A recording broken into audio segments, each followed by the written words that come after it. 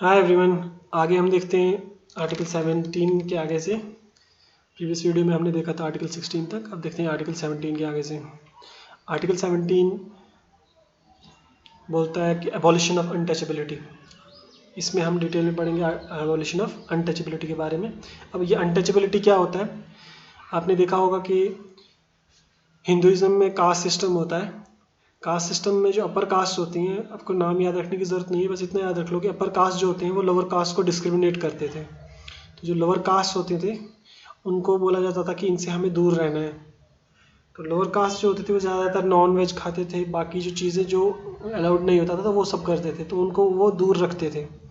उनको वो कहते थे कि ये अनटचेबल्स हैं, तो उनके साथ वो उनसे दूर ही रहते थे। तो इस चीज़ को काफ़ी जो हमारे फ्रीडम लीडर्स थे, जो फ्रीडम मूवमेंट के लीडर्स थे, जैसे गांधी जी थे, उन्होंने इस चीज़ को अपोज किया था। तो बाद में कॉन्स्टिट्यूशन में ये चीज़ डाल दी गई थी कि अनटचेबिलिटी को जो भी प्रैक्टिस करेगा उसके खिलाफ कार्रवाई की जाएगी। तो वो कॉन्स्टिट्यूशन में ही डाल दिया गया था। अब इस चीज़ को इम्प्लीमेंट करने के लिए, इस प्रोविज़न को इम्प्लीमेंट करने के लिए उन्होंने एक कानून लाया था। पहले तो उसको अनटचेबिलिटी एक्ट बोलते थे, फिर बाद में 1976 में इसका नाम चेंज कर दिया गया था, उसका नाम रख दिया गया था protection of civil rights act.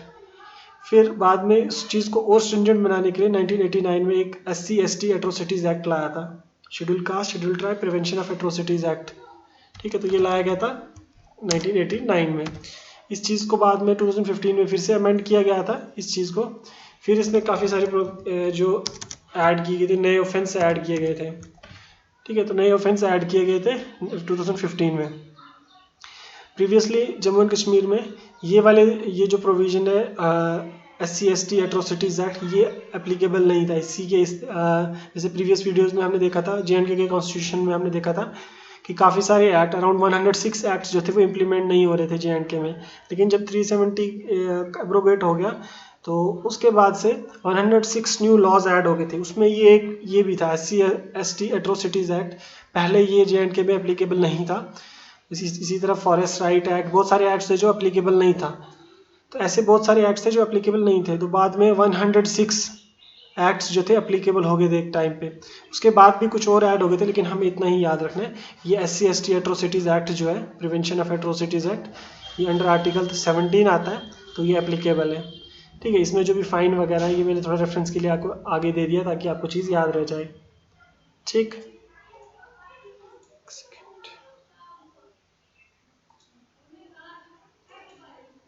Untouchability offence act बोलते थे इसको, 2000। ठीक है, इसको इतना ही रखते हैं।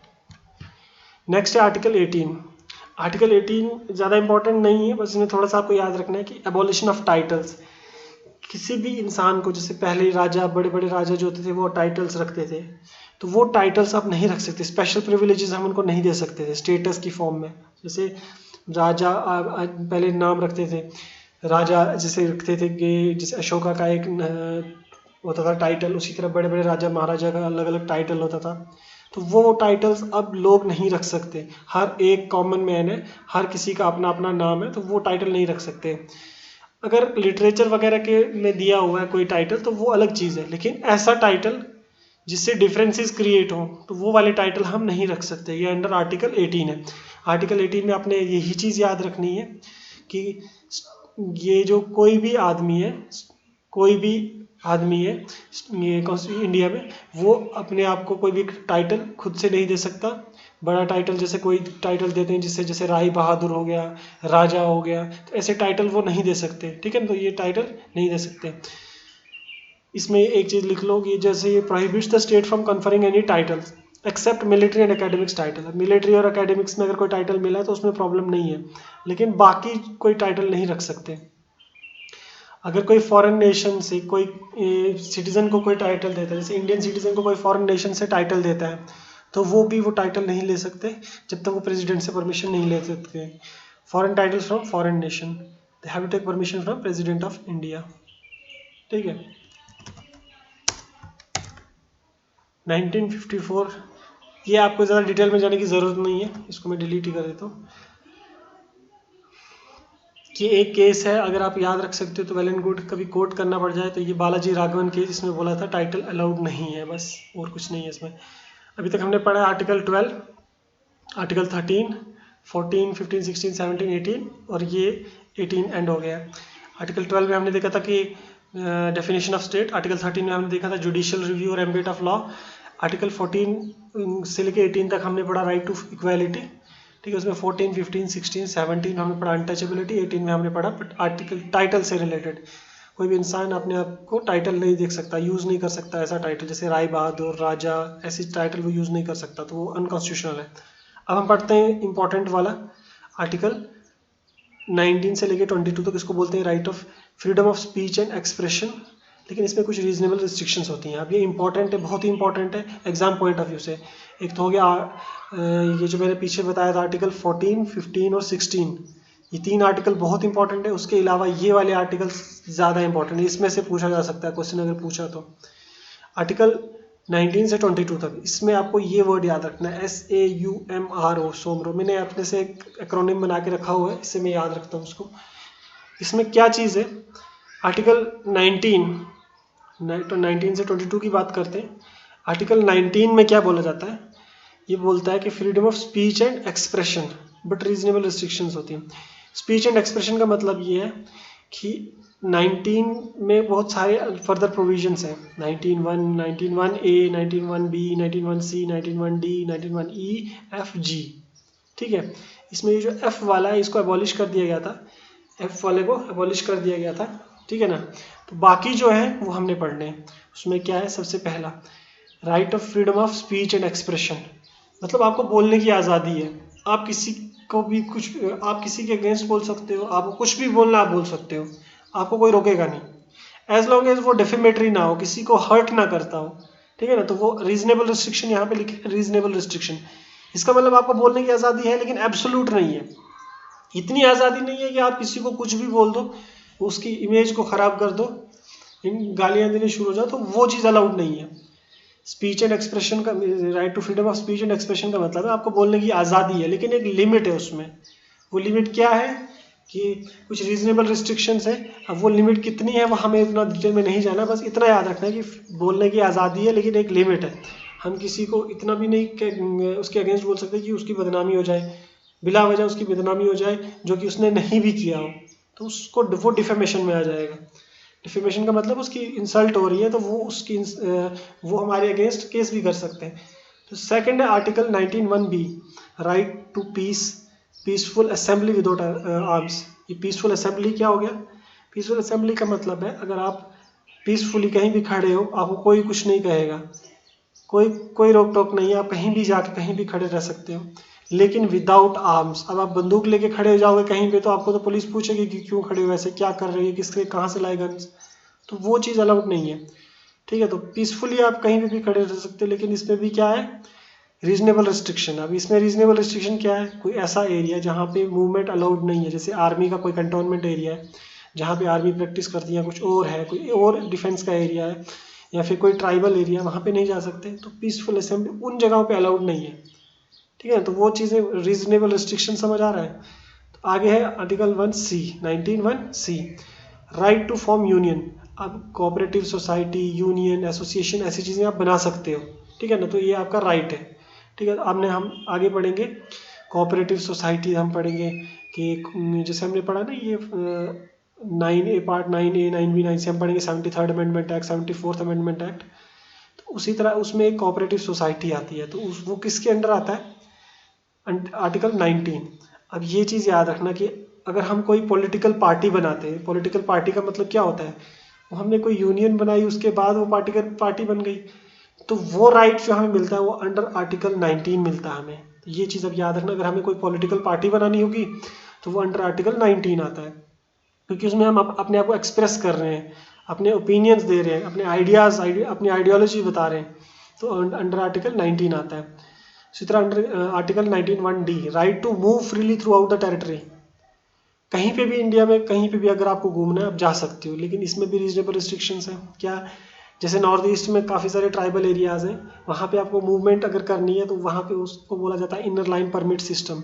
वो एक परमिट लेना पड़ता है वहाँ घूमने के लिए, क्योंकि वो रिस्ट्रिक्टेड एरियाज़ हैं। इसी तरह अगर आप आर्मी के कोई एरियाज़ ले लो, डिफेंस के एरियाज़ ले लो, उनमें मूवमेंट अलाउड नहीं है। अगर आप बॉर्डर पे कहीं घूम रहे हो तो उसमें काफ़ी सारे एरियाज़ हैं जहाँ पे मूवमेंट अलाउड नहीं है, तो ऐसी चीज़ों को हम देखेंगे तो हम बोलेंगे कि मूवमेंट जो है एब्सोल्यूट नहीं है, वो भी क्या रिस्ट्रिक्टेड मूवमेंट है। तो ये हो गया आर्टिकल 19(1)(d). फिर हो गया 19(1)(e), right to reside and settle in any part of the country. आप कहीं पे भी रह सकते हो, अगर आपको घर बनाना है, कहीं पे भी सेटल होना चाहते हो, कहीं पे भी रह सकते हो। इसमें भी कंडीशन है। क्या कंडीशन है कि काफ़ी सारे एरियाज है, जैसे J&K में पहले होता था, अभी भी ऑलमोस्ट है, जो न्यू डोमिसाइल लॉ आया है उसके हिसाब से भी अभी भी काफ़ी सारे स्ट्रिक्टेंट प्रोविजंस हैं कि J&K में बाहर वाले लोग, जैसे J&K के बाहर से जो लोग आएंगे वो ज़मीन नहीं ले सकते। तो उसमें भी काफ़ी स्ट्रिक्टेंट प्रोविजंस है, लेकिन ऑलमोस्ट मतलब नहीं ले सकते हैं। तो ऐसे रूल्स हैं, काफ़ी सारी स्टेट्स में हैं, ठीक है। तो इसी तरह नॉर्थ ईस्ट में भी काफ़ी सारी स्टेट्स हैं जिनमें ऐसे रूल्स हैं, वहाँ पे आप ज़मीन नहीं खरीद सकते, तो वहाँ पे रिजाइड नहीं कर सकते, मूवमेंट रिस्ट्रिक्टेड है। तो आर्टिकल 1(f) मैंने बताया था, ये अबॉलिश कर दिया गया था। उसी तरह article 1(g), right to practice any business और प्रोफेशन, यानी ऑक्यूपेशन, कोई भी ऑक्यूपेशन आप कर सकते हो प्रैक्टिस, लेकिन इसमें भी रीजनेबल रिस्ट्रिक्शन है। अब ऐसा भी ऑक्यूपेशन आप नहीं कर सकते जो आपको अलाउड नहीं है, जैसे सेंट्रल गवर्नमेंट बोलती है कि आप न्यूक्लियर एनर्जी से रिलेटेड कोई भी ऑक्यूपेशन अपनी मर्जी से शुरू नहीं कर सकते। अब हम अपनी मर्जी से सेल्फ एम्प्लॉयमेंट जनरेट कर सकते हैं, जैसे हमने कोई बिजनेस स्टार्ट कर दिया, कुछ और शॉप वगैरह खोल ली, कुछ और भी स्टार्ट कर दिया, तो वो तो आ गया हमारा राइट। लेकिन ऐसी चीज़ का हम बिजनेस स्टार्ट नहीं कर सकते जो अलाउड ही ना हो। जैसे अब कल को हम न्यूक्लियर फ्यूल बेचने शुरू हो जाए, हमें कहीं से न्यूक्लियर फ्यूल मिल गए, हमें कहीं से गन्स मिल गए, हम उसका बिजनेस शुरू कर दें, तो वो अलाउड नहीं है, तो वो ऑक्यूपेशन में रीजनेबल रिस्ट्रिक्शंस आ जाएंगे। तो मैंने बताई 5 चीज़ें, ये 5 चीज़ें कौन कौन सी है, 6 चीज़ें actually. Freedom of speech and expression, तो ये आ गया S।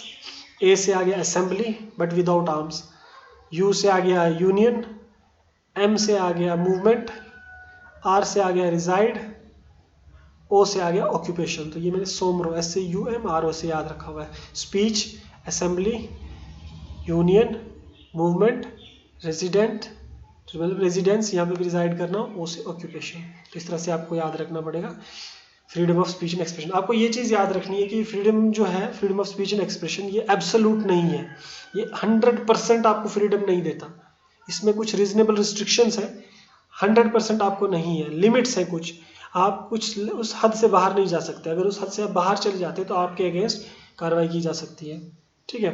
तो ये मैंने थोड़ा और डिटेल में लिखा हुआ है, ये इतना ज़रूरत नहीं है, ये चीज़ आपको आनी चाहिए, ठीक है। तो आगे देखते हैं, ये आप अपने रेफरेंस के लिए रख लीजिए ताकि आपको अगर और डिटेल में समझना हो। बाकी आर्टिकल 19 में इतना इंपॉर्टेंट है, और ये आर्टिकल बहुत इंपॉर्टेंट है। आर्टिकल 19 से लेकर 22 तक इनको बोला जाता है freedom of speech and expression. उसमें ये 6 आर्टिकल्स हैं, एक इनमें से कट गया था, उसका नाम वो था आर्टिकल 1(f) था यहाँ पे, जिसको अबॉलिश कर दिया गया था, ठीक है।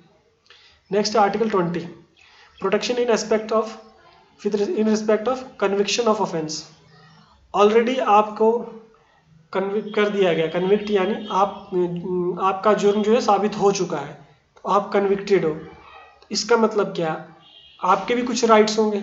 अगर एक आदमी है वो ऑलरेडी कन्विक्ट हो चुका है, अब उसको सज़ा दी गई है, लेकिन उसके भी कुछ राइट्स हैं। तो उसके राइट्स कैसे हैं, पहला है no ex post facto law होता है। No ex post facto law मतलब, मान लो एक आदमी ने 1 जनवरी 2020 को मर्डर किया था, तब मर्डर की सज़ा थी 7 साल। अब उसने मर्डर किया था 1 जनवरी 2020 को। अब अगर 1 दिसंबर 2020 को एक कानून बनता है, अब 7 साल की जगह उसकी सज़ा हो जाती है 10 साल। तो क्या आज उस आदमी ने उस टाइम पे जब ये कानून, ये जो काम किया था, तो उसको 10 साल की सज़ा हो सकती है? नहीं हो सकती। क्रिमिनल केसेस में सज़ा पीछे नहीं जा सकती, पीछे से हम कानून नहीं बना सकती। लेकिन अगर सिविल केसेस की बात की जाए, जैसे एक आदमी ने टैक्स इवेजन किया, टैक्स नहीं भरा है, अब टैक्स ना भरने का एक मान लो कानून है कि उसको सज़ा मिलेगी, कुछ सज़ा, कुछ फ़ाइन होगा, मान लो 50,000 रुपये उन्होंने कहा फ़ाइन होगा। अब हम बोल सकते हैं कि 2015 के बाद जिसने नहीं भरा फ़ाइन, उन सबको फ़ाइन किया जाए, जिसने नहीं भरा टैक्स उन सबको फ़ाइन होगा, इंक्लूडिंग इस आदमी ने जिसने 1 जनवरी 2020 को ये टैक्स नहीं भरा था, ये भी इंक्लूड किया जाएगा। तो इस केस में एक्स पोस्ट फैक्टो लॉ बन सकता है, लेकिन क्रिमिनल ऑफेंसेस में नहीं हो सकता। तो ये होता है no ex post facto law, ठीक है। तो पीछे जाके हम कानून को इम्प्लीमेंट नहीं कर सकते क्रिमिनल केसेस में। नो डबल जेओपार्डी, मतलब एक आदमी को एक चीज़ के लिए 2 बार सज़ा नहीं दी जा सकती। जैसे एक आदमी ने मर्डर किया है, ठीक है, मर्डर किया है, अब उसको मान लो जम्मू कश्मीर की सरकार ने सज़ा दे दी, अब उसको अलग से सेंट्रल गवर्नमेंट सज़ा नहीं देगी, ठीक है। तो एक बार उसको सज़ा मिल गई तो मिल गई। लेकिन अगर यही चीज़ हम सिविल केसेस में देखें, मान लो एक कंपनी में एक आदमी काम कर रहा था, उसको सेंट्रल गवर्नमेंट ने सज़ा दी कि उसने कुछ स्कैम किया, उसको सज़ा दे दी, तो वो हो गया सिविल केस था, उसमें सेंट्रल गवर्नमेंट ने सज़ा दी। लेकिन अब वो कंपनी भी उसको अगर निकाल दे, अगर उस कंपनी भी उसको काम से निकाल दे, वो कर सकते हैं, क्योंकि उस केस में उसको डबल सज़ा मिल सकती है। इवन कि अगर उसको बाकी का दूसरी कंपनी से काम भी ना दे तो वो भी पॉसिबल है। ये क्यों? क्योंकि इसमें सिविल केसेस में डबल जेओपार्डी होता है, एक चीज़ के लिए 2 बार सज़ा मिल सकती है, लेकिन ये जो क्रिमिनल केसेस हैं इनमें नहीं मिलता, ठीक है। तो पहला हो गया ex post facto, no ex post facto law, no double jeopardy. तीसरा है no self incrimination. Self incrimination का मतलब होता है कि आप अपने अगेंस्ट का विटनेस नहीं दे सकते, कि मैं बोलूँगा कि हाँ मैंने खून किया है, that is confession, that is a different thing. लेकिन अगर आप बोलोगे कि हाँ मैं अपने अगेंस्ट का विटनेस दे रहा हूँ, दैट इज़ नॉट अलाउड। तो विटनेस अपने अगेंस्ट अलाउड नहीं है, डबल जेओपार्डी अलाउड नहीं है, x post facto law allowed नहीं है। तो ये आता है अंडर आर्टिकल 20। अब इतना डिटेल में मैंने आपको क्यों बताया, इसका मेन रीज़न यही है। तो आपको ये याद रहेगा कि एक कन्विक्टेड आदमी जिसका ऑलरेडी कन्विक्शन, जिसका ऑलरेडी गुनाह जो है वो साबित हो चुका है, उसके क्या प्रोविजन है, उसके लिए क्या प्रोविजन है। तो आर्टिकल 20 किस चीज़ की बात करता है? Protection in respect of conviction of offence. अगर आपका ऑफेंस जो कन्विक्ट हो चुका है, ठीक है ना, तो उस केस के लिए।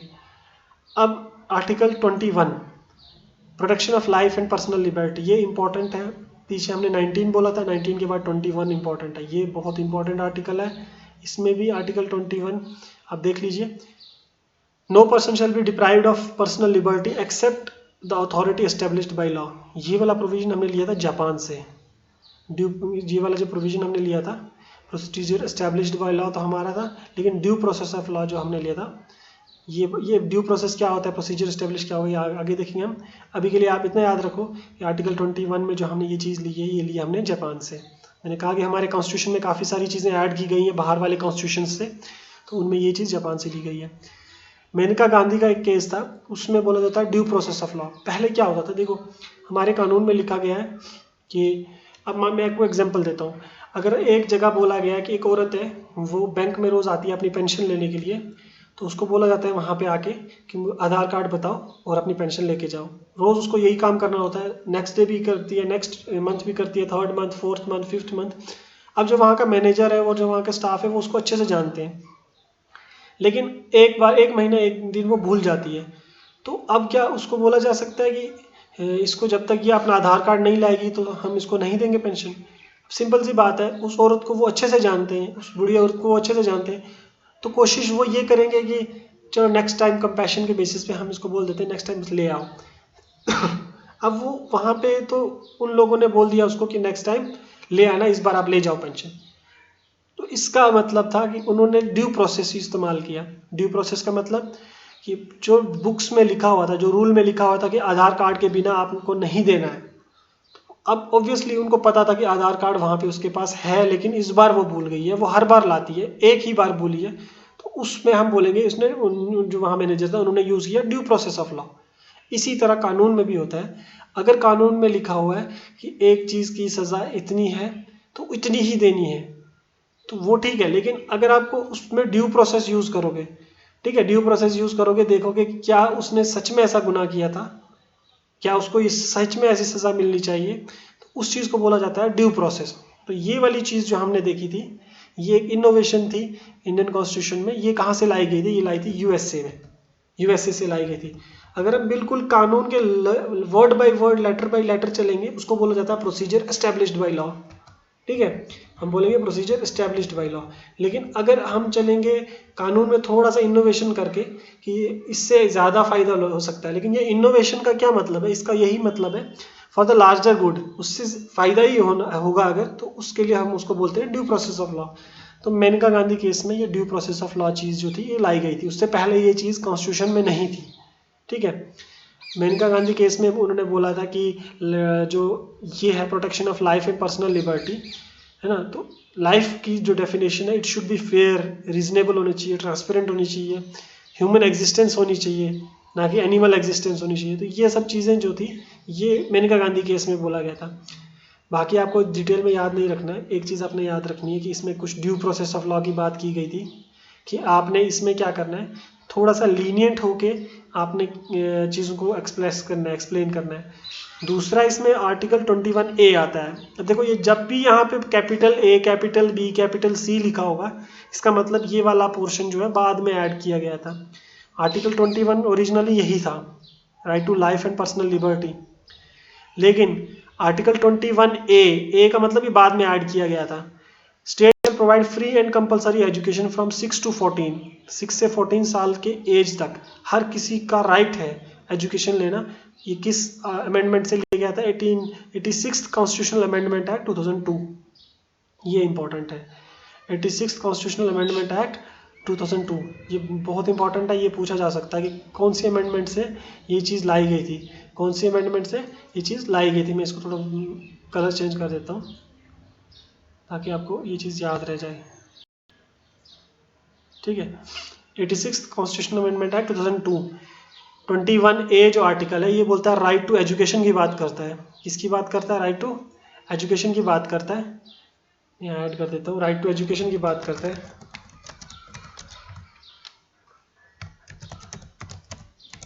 राइट टू एजुकेशन की बात करता है अंडर आर्टिकल 21A की है ये। तो जो सर्व शिक्षा अभियान वगैरह वगैरह जो भी स्कीम्स चल रही हैं वो इसकी वजह से चल रही हैं। आर्टिकल 21A ये कब ऐड किया जाता था? 86 कॉन्स्टिट्यूशनल अमेंडमेंट 2002, 86 कॉन्स्टिट्यूशनल अमेंडमेंट 2002 ये ऐड किया गया था, ठीक है। तो ये आपको याद रखना है। Right to protection of life, जैसे ये है protection of life and personal liberty, इसमें आपको एक चीज़ ये याद रखनी है कि हर किसी की जो एग्जिस्टेंस होगी वो ह्यूमन एग्जिस्टेंस होगी, ना कि एनिमल एग्जिस्टेंस। कि कोई ह्यूमन है उसका मतलब ये उसको उस तरह से ट्रीट भी करना है, ठीक है। तो ये थोड़ा सा फिलोसॉफिकल है लेकिन आपको थोड़ा सा याद ही रखना है इसको। इसमें एक मेनका गांधी केस की बात की जाती है जिसमें उन्होंने लाइफ को डिटेल में एक्सप्लेन किया। अब मैं ये चीज़